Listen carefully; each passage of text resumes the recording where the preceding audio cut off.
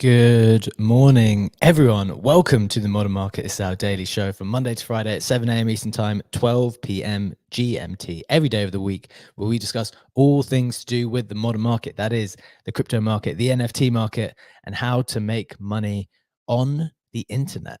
I am your host, B-Check, for the show. I'm joined by my legendary co-host, Legendary, and we're going to get into everything that's been going on in the last 24 hours in the NFT market, as well as some of the coins that are ripping in the coin market. We are live on X. We are live on YouTube. Cannot wait to get into it. But as a reminder, just before we do, nothing that we say here is financial advice. This modern market is exceptionally risky. We do not know anything for sure. Please do proceed with caution and exercise your own judgment. With that out of the way, Legendary, how are you doing this Tuesday, the 12th of December? GM, doing quite well. I'm a bit on the tired side of things. I told you before the show, kind of looking forward to Christmas just to have a couple days off because No. I hope No. there's not going to be token drops, no Nope. projects to look at invest in. Nope. But other than that, I'm doing good.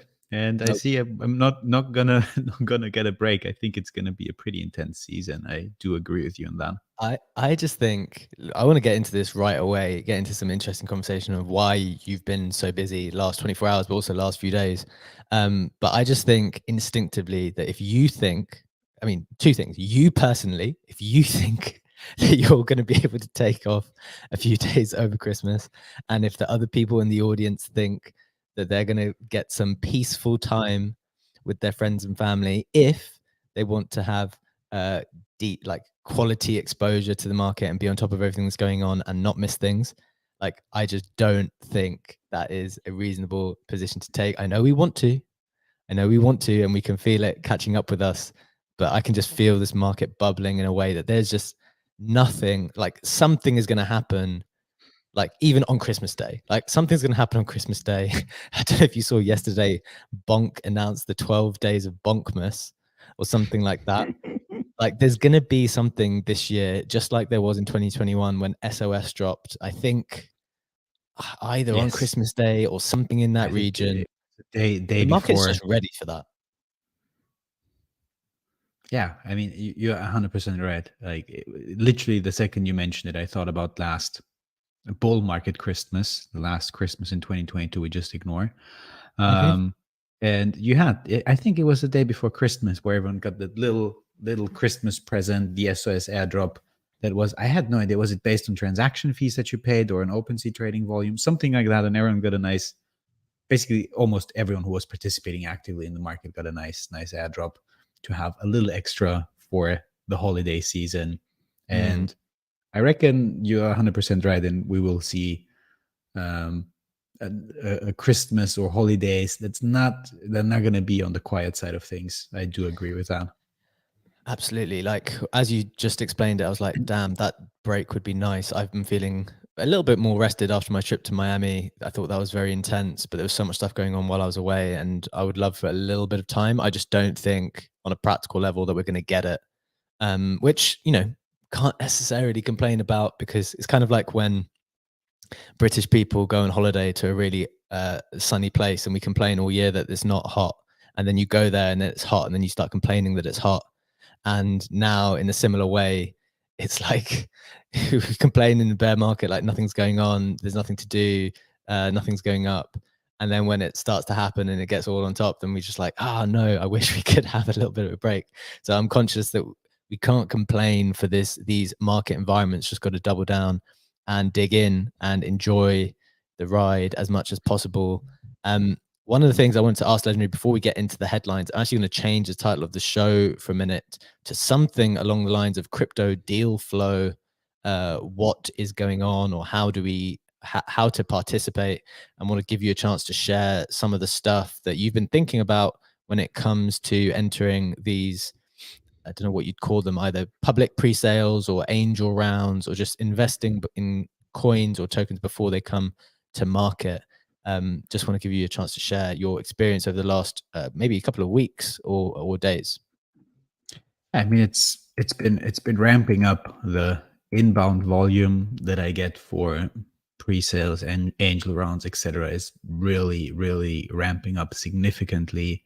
And I also saw Loopify tweeting or posting for hours again, with a form, a Google Docs to fill out, saying, if you're a VC syndicate that wants access to a deal flow, let me know. If you're an angel without many connections, fill in the form below. Our clients are all vetted. We are the third party that connects everything together. And also adding that he was just publicly brainstorming on that Fluid, which is his educational company, deal flow opportunity, and how to, because it's something we talked about on the show, how to give access to people who, well, have money, want to participate in those rounds, but really don't get the reach in doing that. And I also that saw another tweet by Loopify that I kind of wanted to add as well. Yeah, let's do it. Where he said that essentially he missed out on 8-figure opportunities in total in the last bull run by just wanting to do due diligence, wanting to do the research on projects, and eventually missing those opportunities. And he said, and it's something that not only him, if you look at Mark Cuban in the last bull run, did the very, very same approach. It's just, if you have the capital, that's the issue with it. Just spray paint on the wall and see what sticks, meaning invest as broadly as you can, and just basically, spray and pray, to use a gaming term. Hope that some of those investments will be the coveted 100x or 1000x, which obviously is again a difficult strategy because it requires not only for you to have the capital, which is one thing, and arguably if you manage to do smaller tickets, that's the more manageable side of things, but also requires you to get access to all of the top tier deals. Because if people just reach out to you with the B or C tier opportunities and you do all of them, you're definitely not going to have the same result as if you're one of the persons who gets asked, hey, do you want to do Blast? Do you want to do LuxRare? Do you want to do Blur? And all of the top tier opportunities as well. So that's my word of caution with the spray and pray approach.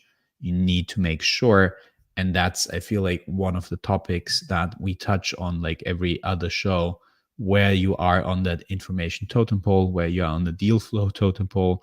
And if you're confident that you are pretty high up there and you get the top ops in the space, then I would say you can go for spray and pray. Otherwise, it might not be the smartest thing to do. Okay, I think that's all super, super interesting, and I'm really glad you're able to share that. But I think there's two separate ways to go about this conversation. The first one is the Loopify opportunity, which is, I completely agree. I'm going to say the two things first. One is the Loopify opportunity and why entering in these types of deals could be very significant for people. And the second one is the idea of to what extent you need to be doing research at this period of time, and to what extent you need to be evaluating the opportunity in its entirety when there is so much going on, and how to kind of allocate your attention to the potential opportunities. So to the first point, I think one of the things that we've seen is kind of what you touched on yesterday. We published a clip on it from the show on the Modern Market account, which if you aren't following, please do, because we'll be clipping some of the best aspects of the show and making sure that gets out to you. You were talking about how these tokens are coming to market in a way where early investors kind of get in at a very low market cap and FTV, and a disproportionately low one. So that's just one of the things that happens in order to encourage people to invest early. That's part of the process. That's part of the deal. And by the time it comes to market, there's only really one option for it. It just has to go up because of the starting point and the starting point in price, basically. So that's why it seems to be such a positive to try to participate in those things. But as you say, the real challenge is not that people don't have the capital. People have capital sitting around. I can see many faces in the audience who either participate in some of those rounds and who certainly have the capital to participate in those rounds. But it's about getting the actual opportunity, being at the cap table, which is the challenge. So I do think that what Loopify is trying to organize, and we'll see to what extent it works, but trying to organize is a really nice initiative, taking into account that even if you do get some of the great deal flow, you can't have it all, you can't hog it all yourself. Ultimately, I'm sure some of the best stuff you keep to yourself, but you try to democratize that in some way. So that will be interesting. And then to your second point, to what extent do you need to research stuff? I mean, I started laughing when you said that because I think two things about it. I mean, in an ideal world, you have something which is a quality product which you believe in and think is really good. And in addition to that, the token mechanics are designed in a way where the market cap is really low, the FTV is really low, which means that at the point of release, it only has one option to go up. And because it's a good protocol, you have super confidence that it's going to go up as a consequence. Now, is there a world in which you think that if a product is not as good as you would like it to be, it's maybe not a strong product as is not a strong a product as others. However, the token design is very alluring and tempting because of the way it's been designed with a low market cap and low FTV. Would you ape into that too? And I guess that's the question that that's the harder one to evaluate. And maybe what people are suggesting, or what Loopify was suggesting when he was saying that he'd left so much on the table during a market, during the last bull market, was by just not pushing forward with those ones, because some of them are still going to work out. Because if the maths works out, then sometimes I guess the suggestion is the token will still go up, and the maths aspect is just a case of running the numbers. So eager to hear your reflections on what I just said, Legendary. Then Funky has his hand raised. Would love to throw to him for his thoughts there. Yeah, makes a lot of sense, and that's also kind of what I mean with the top tier opportunities, right? The top tier opportunity is one where we get in at a very low market cap. It's actually a product, a game, a protocol, whatever, that has a good business model, that gets a lot of attention, that gets a lot of hype. But that doesn't mean that, as you said, if the math checks out on an opportunity that doesn't seem as attractive, or that's just, I don't know, an infrastructure company or protocol that you might not even fully understand what they are doing. And I'm not saying, to invest in things that you don't understand, but I'm just echoing the sentiment that you shared, that the math checking out in terms of the initial market cap is definitely a very important criterion. The only concern that I would kind of, like, word of caution that I would like to add to that is that obviously that's going to work until it doesn't. And once that sentiment changes and the music stops playing, and you have like the first, hyped investments where you had your 1 mil, 2 mil market cap, and the market didn't do you the favor to 10x it, so you make your money back on TG, and everyone's super happy if you get, assumingly, 10% unlock at TG, which is the case quite often, then the sentiment might change and will change. So the question really is, how long will this token hype be able to last? And also, especially when it comes to the gaming side of things, how sustainable the games will be able to build their token sinks. If you look at something like Big Time that has unlocks over the next, I think it's 6 or 7 years, and it's one of those tokens with a very slow a very, very low market cap, or very low circulating supply compared to the FTV. I think it's like 4 to 5%, which puts it at 4 billion FTV or something like that. And the question really is, will they manage user retention, player retention over the next 7 years for all of their unlocks to come, and how that will take shape? So that's kind of a bit like, one thing is the short-term thinking and the profit chasing, which, as you said, you can absolutely do, and just look at the maths game. But I think it's also important to think about the midterm and long-term, and also like acknowledge that this game won't work forever.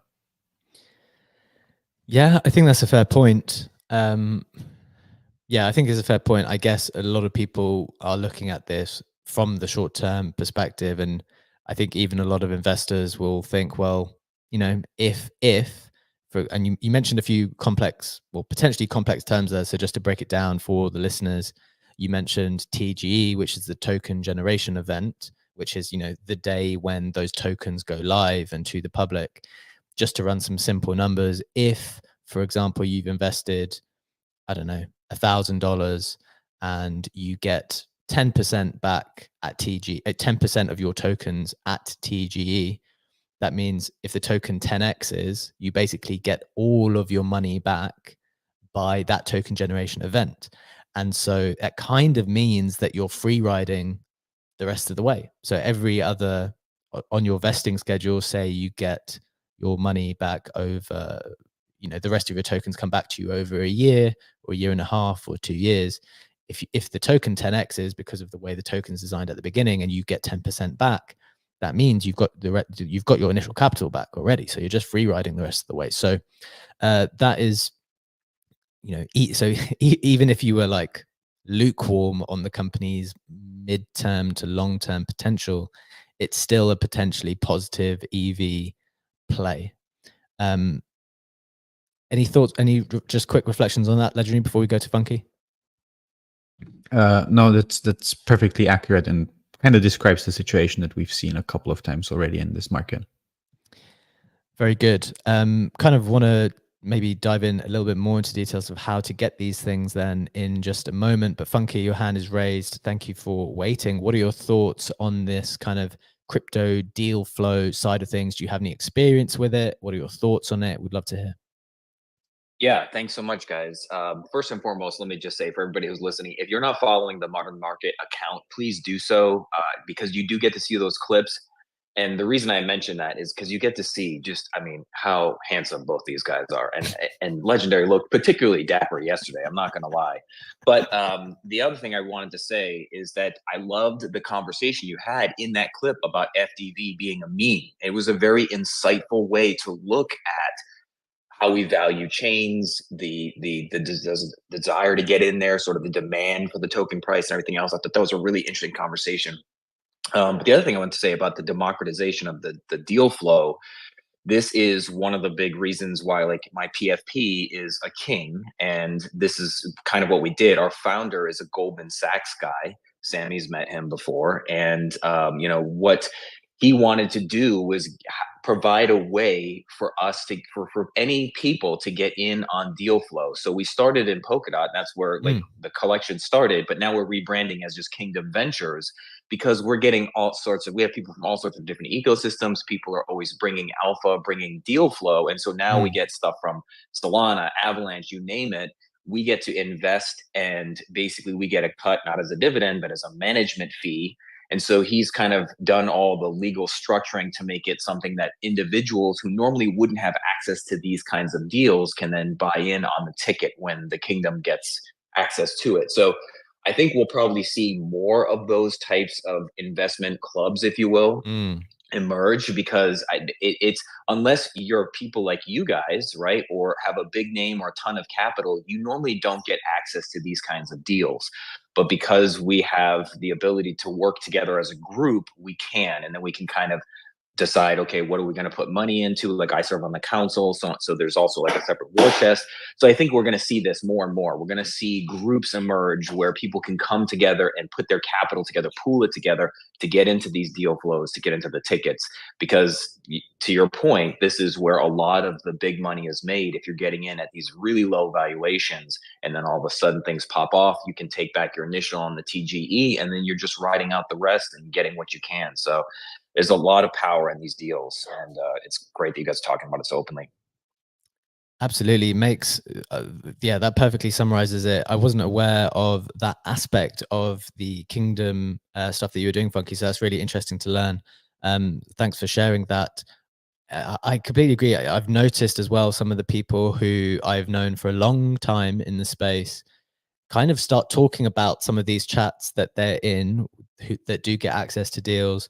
And my note on that is that I've known them for a long time, didn't know they were in these groups, didn't know they had access to these deals, which just makes me think that for a long period of time, these chats had kind of gone quiet. And I think that was the overall conclusion I took from speaking to someone where they've been in this chat since the previous bull market, that was when the chat got formed.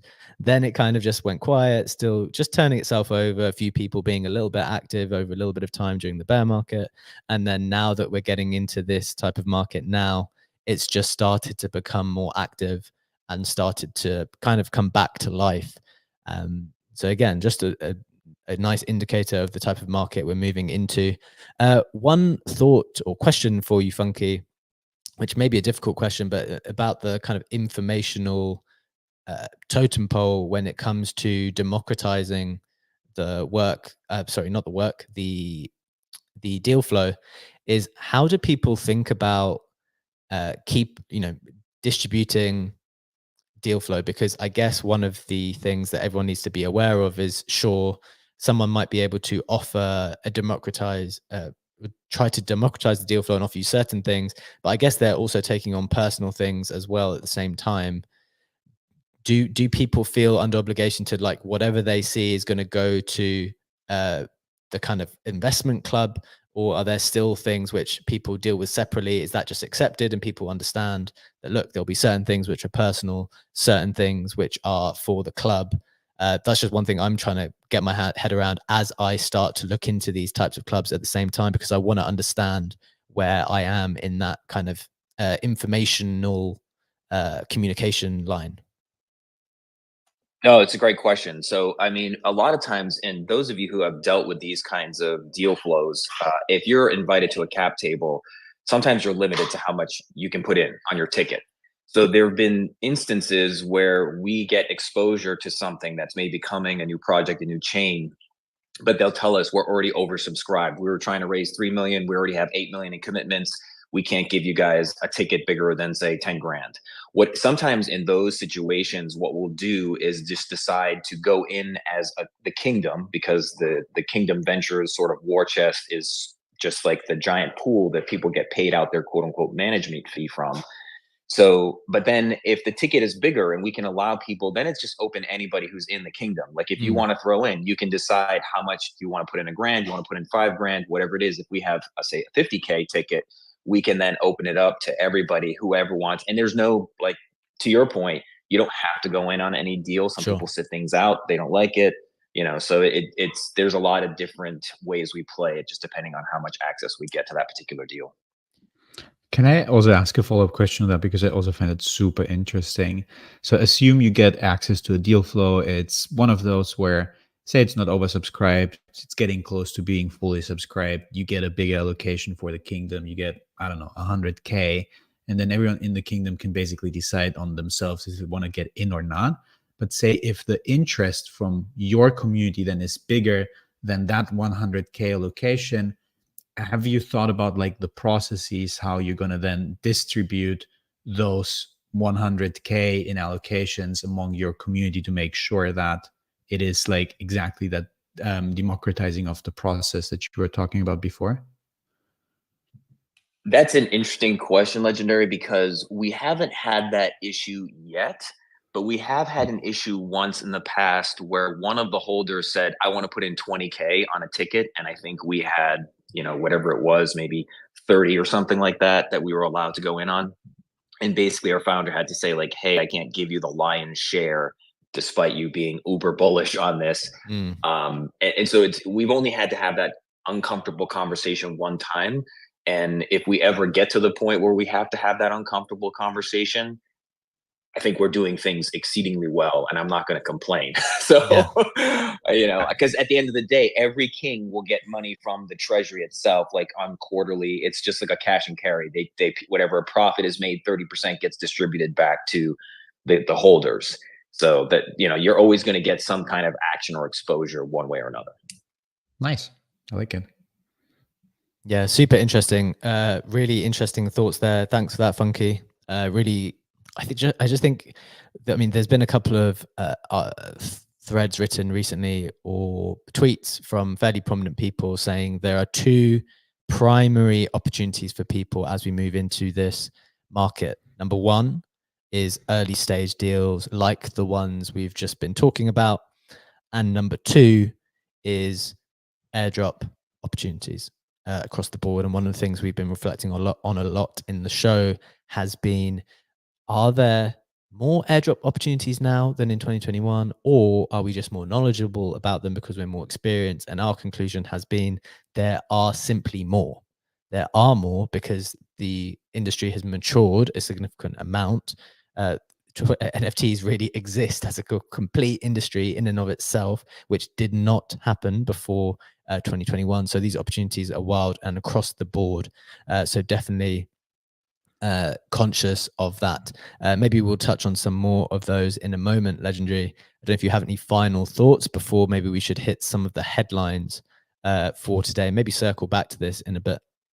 Yeah, absolutely. One final thought would be a shout out from the comments. We spoke about airdrops, we spoke about Christmas Eve, and Confusion said that Jupiter airdrop is strongly rumored to be on Christmas Eve. Like Love that, it. that distinction of rumored and strongly rumored that I introduced a couple shows ago is now being adopted by the masses. Yeah, I like it. I like a strong rumor. I do like a strong rumor. That is for sure. Look, I'm not surprised. I wouldn't be surprised if a bunch of people are thinking about doing the Christmas thing, right? Like it just makes a hell of a lot of sense. If you're designing some kind of reward program at the moment, or you've got an airdrop which is due and it's December 12th, like why not wait a couple of weeks to hit the Christmas period or the holiday season in some way? So yes, I think Jupiter could be strongly rumored to be coming then, but not only that, I think there could be other things which people are working on at the same time. Since we're talking about Legendary, maybe we should just get into it now in terms of what other things people are looking at. I've got a tweet from Ansem, who is I don't know if you've come across him. He's like seems to be the go-to person now, probably the main character in some way, where everything that he touches just goes up, and has been a Solana bull for a long, long, long time, and I think has completely printed and done really, really well as what he has predicted has come true. I'm gonna share that screen so people can see on YouTube and share those protocols in just a second. But just from your thoughts, what's on your mind in terms of the opportunities? I'll also change the title of the spaces. Yeah, absolutely. On Solana specifically in terms of airdrop ops, or Yeah, just in general, the things that you thinking are the most prominent potential things for people at the moment. Gotcha. Okay. So one of the things that I would definitely say is Starknet. I know Starknet has done the snapshot. I'm absolutely aware of that. However, a lot of the tokens are also going to be distributed to protocols building on Starknet. There's a lot of new protocols on there. So it will be a wonderful occasion to explore the ecosystem and just set yourself up to get like a handful of airdrops on there. Another thing that I'm definitely looking at is Eigenlayer. Eigenlayer is that restaking service. So you staked ETH.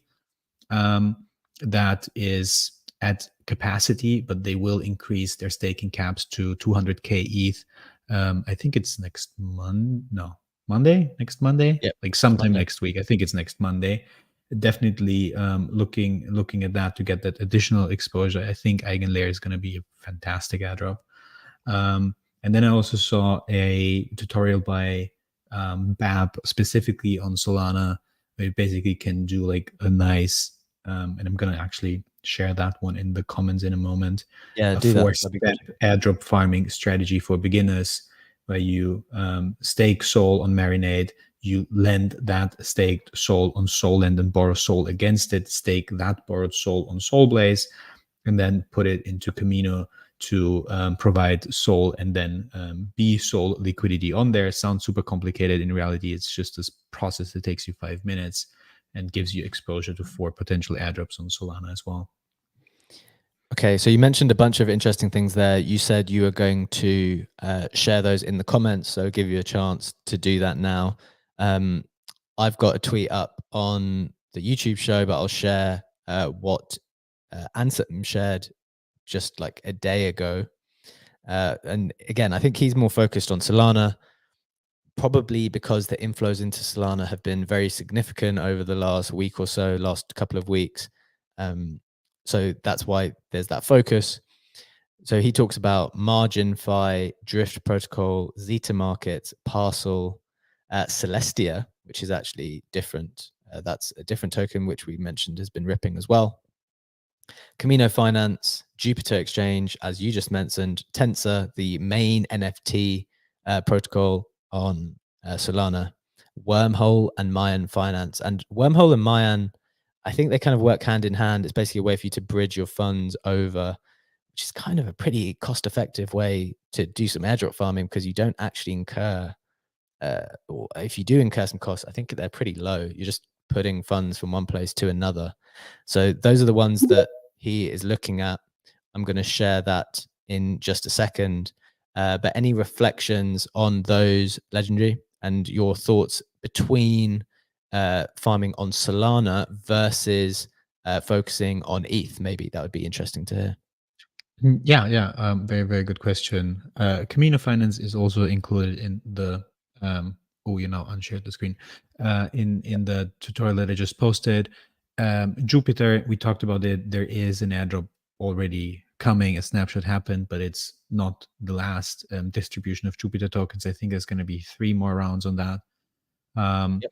And Tensor, which is the blur of Solana, to put it in simple terms, and allows you to earn points by I think it's listing, it's bidding, and it's also market making, where you can basically put automated buy and sell orders on there, is definitely one of the things that I also shared in a longer post that I'm really participating in and active at, as well as Wormhole.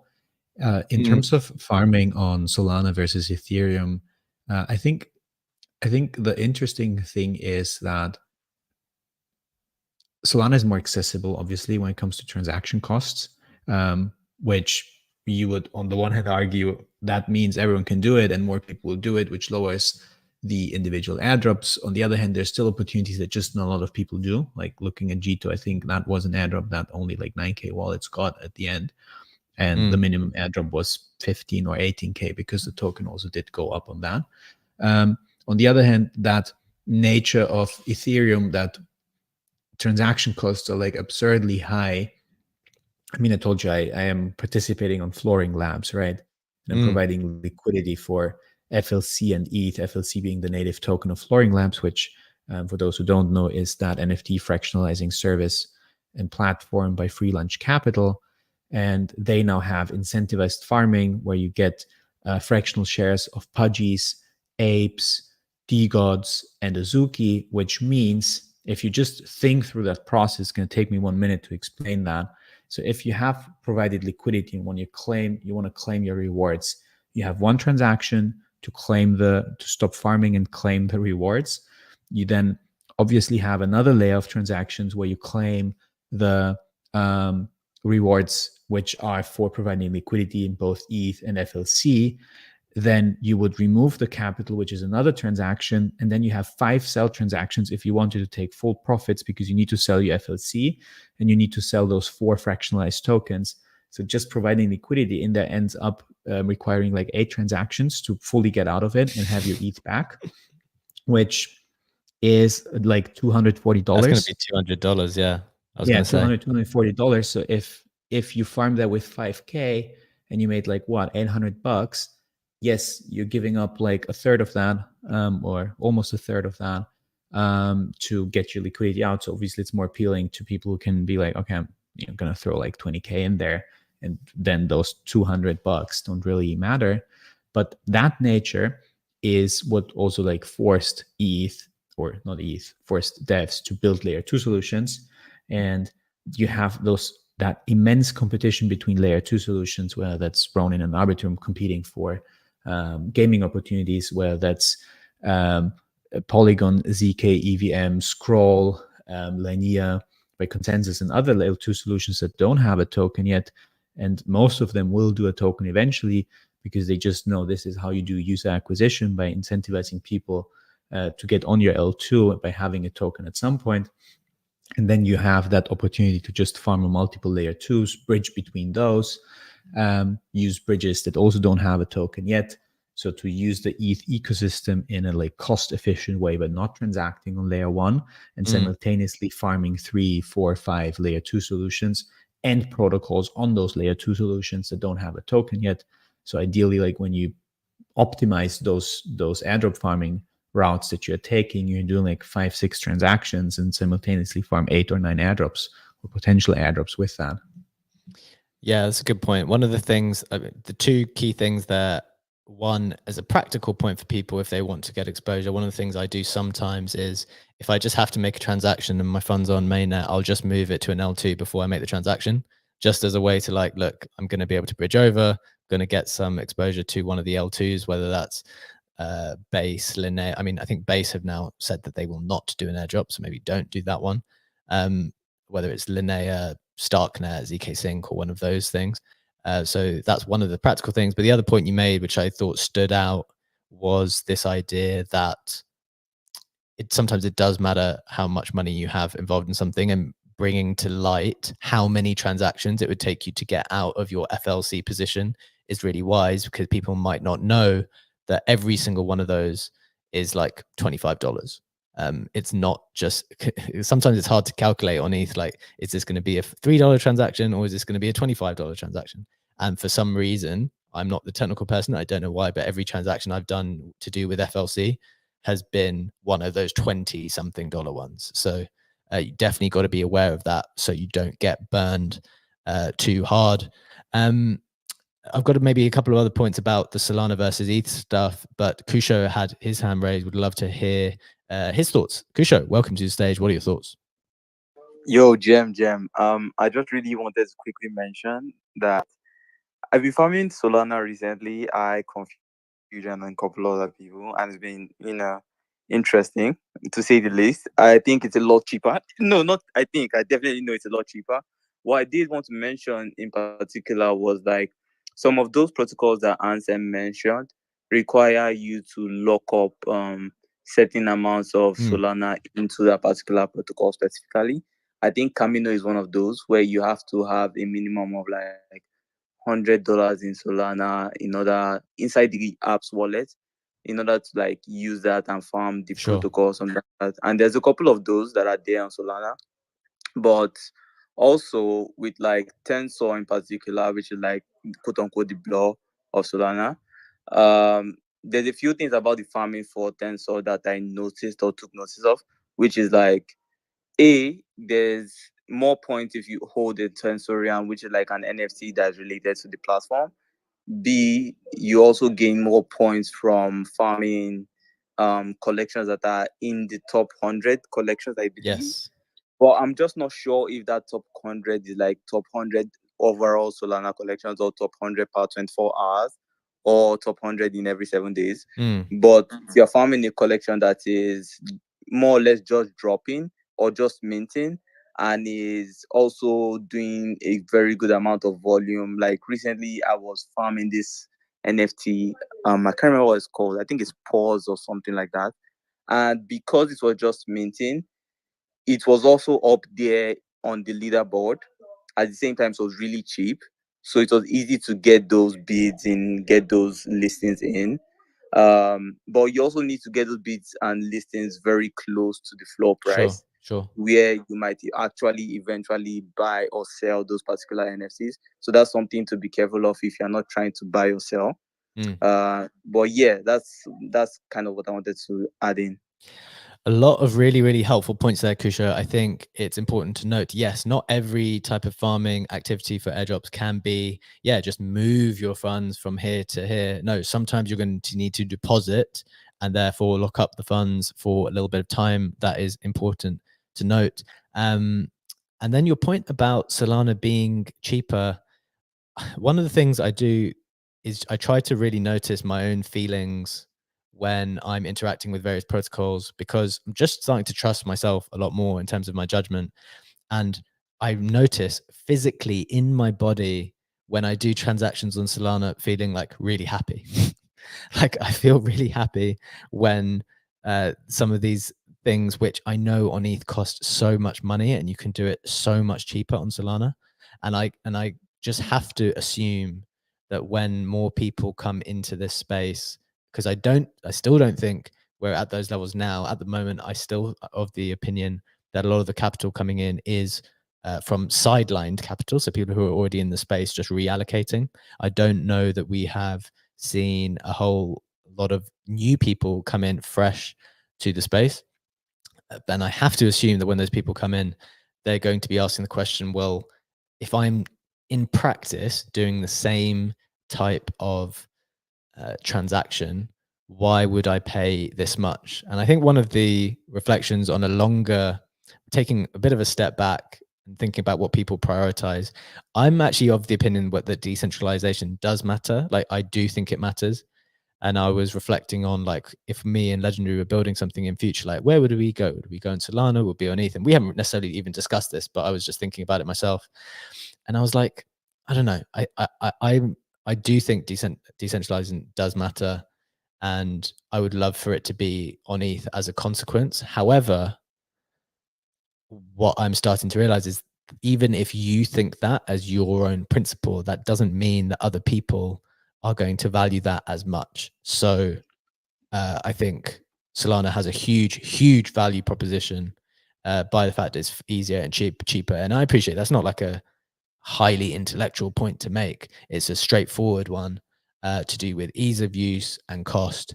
But I think that is pretty important. Kusho, your hand's raised. Want to come back to you on that, then want to hear Legendary's reflections on that before we actually hit some of these headlines finally. Bro, I totally thought it was just me because I was always getting that feeling like, oh, I'm clicking bid, I'm clicking this, and it's like going so straightforward. Like, just click accept. And it's like, when I wanted to buy fractional uprightings membership pass on Blur, which is like a game in like ETH. And the first time I clicked it, I didn't even have the liquidity to buy the pass, but I was just checking it out really.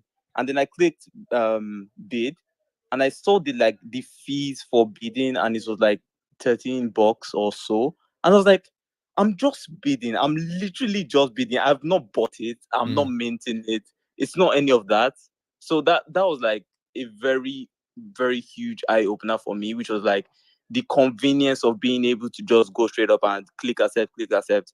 And I know that's very, very dangerous when it comes to security because you might end up falling into some like really terrible things.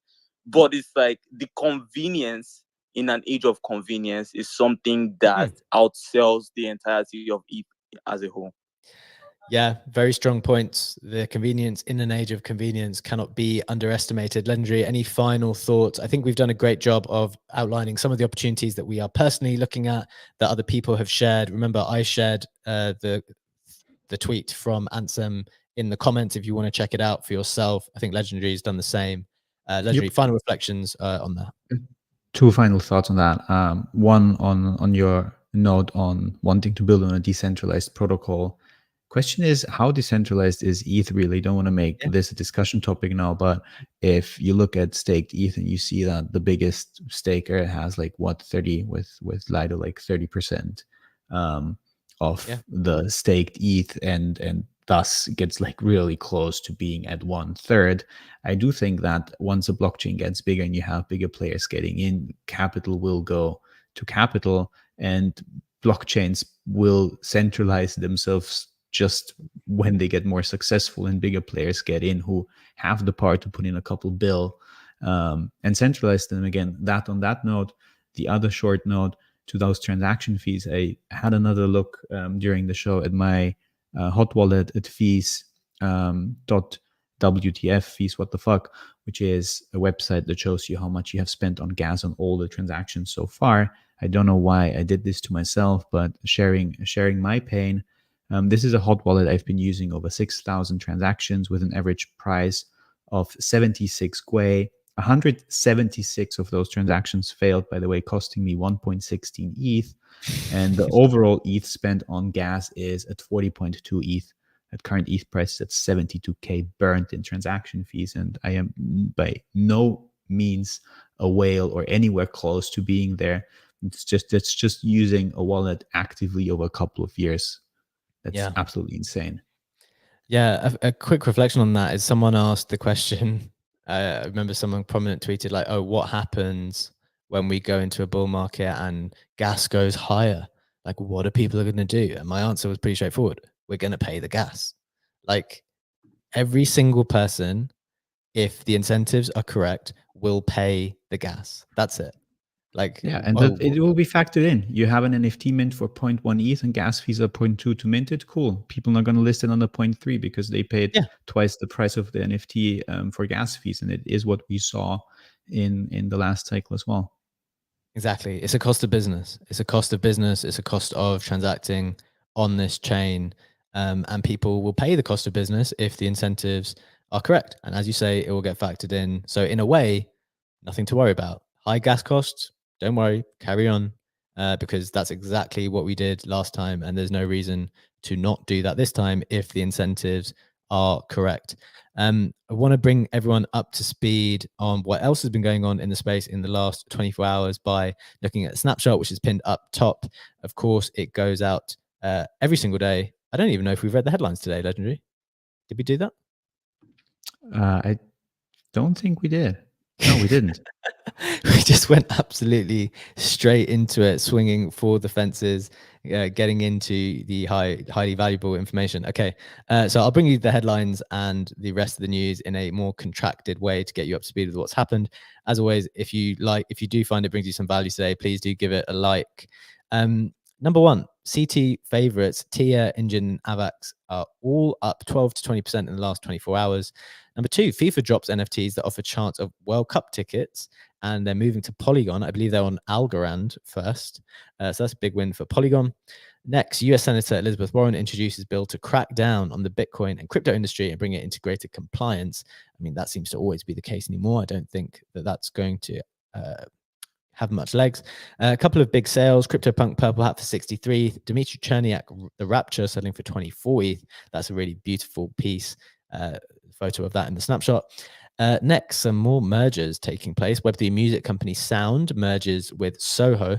Soho is a leading mobile app for digital collectors built by a team from Facebook and Instagram. And so they've merged with Sound, which is like a music Web3 platform. Yuga Labs CEO addresses Legends of the Mara rumors, saying that catalysts are planned for in-game rewards, not for auction. Proof has airdropped Grails 5 fine art mint passes to their holders. Rainbow Wallet ships improvements for NFT user experience, where you can now see the NFTs in an app. And finally, some cool collections coming to market. Jack Butcher and Salvino Amati released these Oviator physical glasses. They minted 1,117 at 0.11 ETH. They've now moved up to 0.17 ETH after the open edition closed.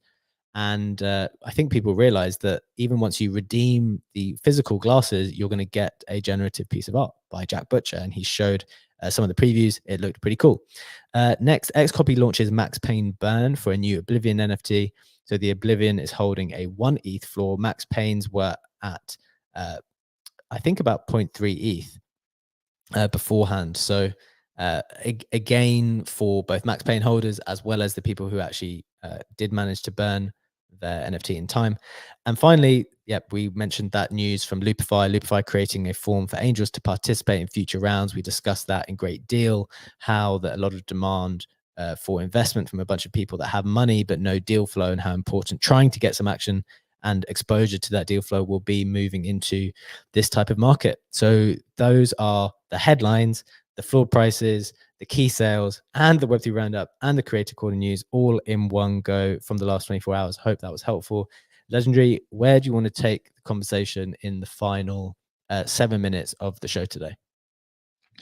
Quick note on the Jack Butcher Oviators, the shades. I definitely want to have them. Did you get to see them like physically in person in Miami, or? I wore them. I was wearing them. Nice. There's a photo. Oh yeah, I saw the picture. Yeah. Yeah, they're pretty cool. I didn't enter this mint though, but they were pretty cool.